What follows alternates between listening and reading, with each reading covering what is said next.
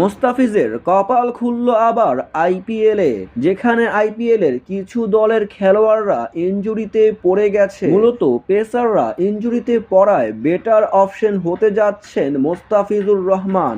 মোস্তাফিজুর রহমানকে নিয়ে সাজাতে চাচ্ছেন একাদশ, তবে কোন দল মোস্তাফিজকে এখন আমন্ত্রণ জানিয়েছে তা জানা যায়নি। বিসিবি যদি মোস্তাফিজকে পুরো সিজন খেলার জন্য এনওসি পত্র দেন তাহলে অবশ্যই জানা যাবে সেই দলগুলোর নাম। এর আগের আসরে দারুণ পারফরমেন্স করে মন জিতে নিয়েছিলেন কোটি কোটি ভক্তের, তবে পুরো মৌসুম খেলতে না পারায় কিছুটা হতাশ হয়েছে তার প্রতি ফ্র্যাঞ্চাইজিগুলো। তাই তো এবার নিলামে কোনো ফ্র্যাঞ্চাইজি তাকে আগ্রহ প্রকাশ করেনি নিতে।